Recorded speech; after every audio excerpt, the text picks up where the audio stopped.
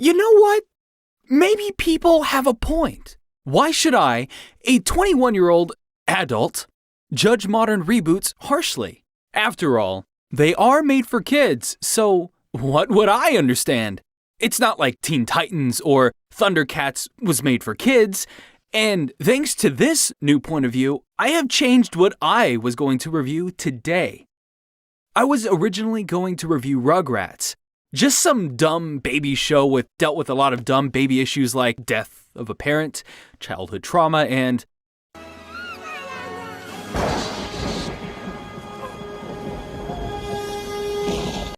that. But a show like that is no longer hip for the kids. So today, we'll be reviewing something far more superior and modernized. No, not that. Wait, is that for real? Oh, God. No, what we're reviewing today is a hip teen continuation of the Rugrats series called All Grown Up. Now, I have been a fan of the Rugrats for years, and I hardly remember anything about this show.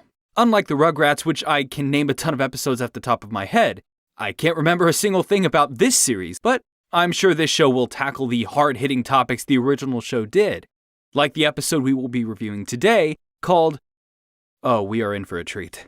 The episode starts off with an anime parody called You Gotta Go. This does have some decent jokes that I would have loved as a kid, but it all just falls flat due to the show dragging out the jokes past the point of being funny. This goes on for a long and drawn-out 2 minutes before we see that it was all just a card game being played by the Rugrats crew. It seems as though everyone in their high school has become obsessed with the You Gotta Go cards. All except for Chucky, who views the cards as nothing more than cheap merchandising that will soon fall out of fashion. Despite knowing this, Chucky can't help but want to start collecting cards of his own to be part of the fad. Now, under normal circumstances, I hate it when a kid's show tackles the subject of fads, as the writer never seems to understand how fads work in a social circle, and every single show touching the subject of fads always plays out the exact same. Now, I won't spoil if this episode does the same thing every episode about fads do, which it might, but what makes this episode different is that it has a lot of elements in its story that get so close to making some interesting points about fads. Like, for instance, in this next scene we see Chucky asking his dad to buy him a pack of You Gotta Go cards, but his dad refuses on the count that collecting cards is just a fad and a waste of money. So as a solution, he tells Chucky to instead continue on his legacy of stamp collecting, because paying $200 for some piece of cardboard is just silly. Now, let's look at what an itty-bitty— Holy crap! Yeah, no, you can't say crap about collecting trading cards when stamp collecting is just as bad. Now, with this in mind, it would be interesting for the episode to use this to its advantage, to tackle the hypocrisy of parental figures who shook off collectible cards as fads and nothing more than a waste of money, yet would find spending the same amount of money on stamps perfectly acceptable since it's more wholesome. It would be a complete dynamic change for an episode about fads to cover the hypocrisy of parental figures. But the episode never focuses on this aspect of the plot. Be sure to keep this topic in mind as it's going to come back later in the review. After denying Chucky the chance of getting You Gotta Go cards, we cut to Angelica, who is getting scolded at by her mom for an outrageous phone bill. This is when we see that the episode's topic isn't so much about fads themselves, but rather it's the topic of addiction. While the topic of fads can be interesting, the topic of addiction is much more interesting to cover. It's a topic that is still heavily relatable today and even has more relevance in this context, with video game addiction being treated as a mental health issue, as well as all the controversy around loot boxes and promoting gambling. If done well, this episode could have been ahead of its time, but no, instead of tackling the meat of the subject, they instead go with the same plot as every other episode covering this topic. Angelica is grounded from her phone and is forced to clean her house spotless. Her and Chucky sulk over being outcasts, and Angelica gets the idea of having Chucky clean her house in exchange for You Gotta Go cards. Of course, Chucky slowly becomes more and more addicted to the cards as time goes on, and as he cleans her house— Tried stuffing bra. Too lopsided. Went with midriff top instead. Sorry, I just wanted to include that in this review and had no natural way of doing so. But that moment speaks for itself, so no need for me to commentate on it. After watching so many episodes of Braceface, this has dulled my sense of shock for these moments.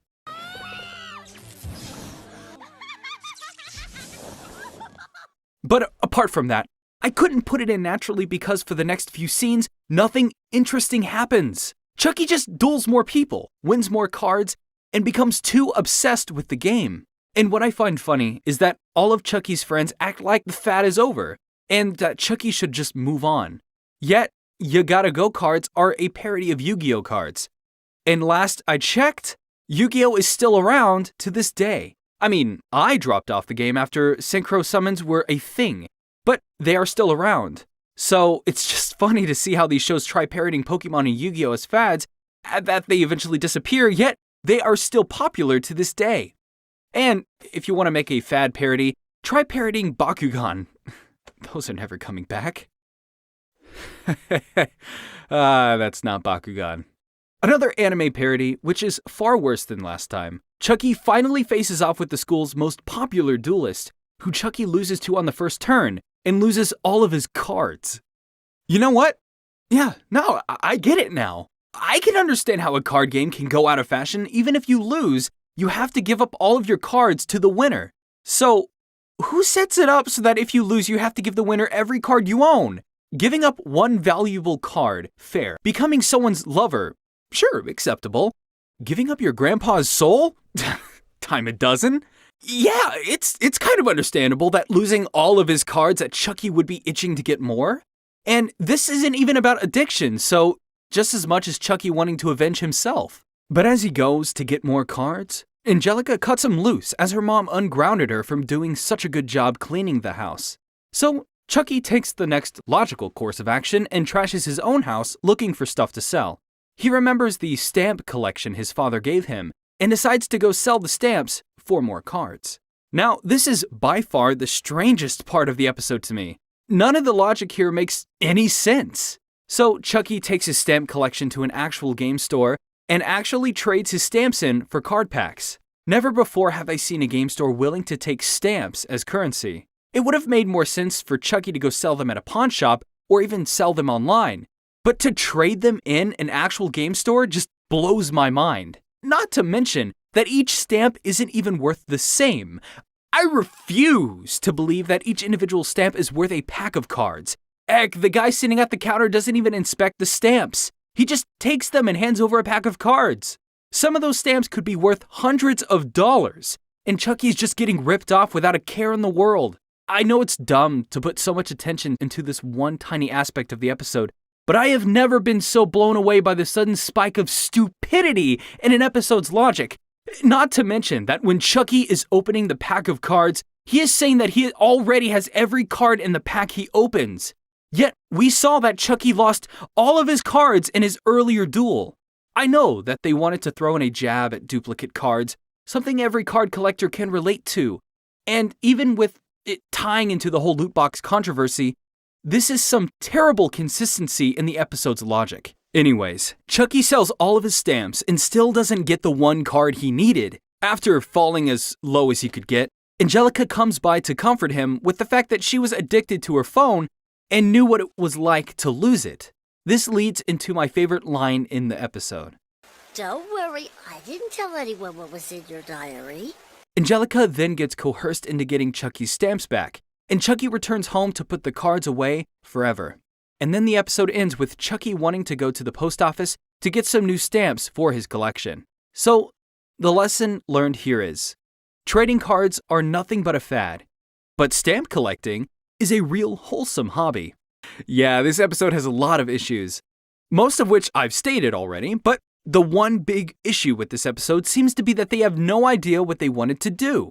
The episode starts off like it's setting up to be a message about fads, and then a quarter into the episode, it shifts into becoming about addiction. From then on, the episode is all over the place in what it wants to do, and nothing ever gets across.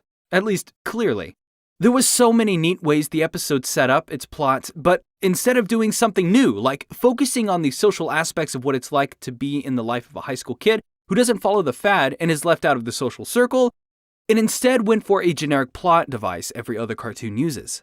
Now, I've spent this entire review bashing its plot, but I never really talked about the quality of the show itself. While I was a huge Rugrats fan as a kid, I couldn't sit through the show when it aired. It didn't have the charm that attracted me to the original show. Now that I've watched the show as an adult, I still feel the same way. Rugrats has such passion behind it, and it dealt with themes and messages you wouldn't expect in a show about toddlers. All Grown Up, on the other hand, just feels like it's meant for nothing but to pander to a more teen audience. I have a feeling that this show tried being Rocket Power, which, if you watch the show's theme song, you can definitely see it's very heavily Rocket Powered inspired. I don't know how well received Rocket Power was, but most shows that tried making well-known kid properties into hip teen shows almost always failed, and didn't hold a candle to the shows that they were based on. This is a perfect comparison to shows like Teen Titans Go and Be Cool, Scooby-Doo. Shows people trying to excuse for being made for kids, when so were the original shows.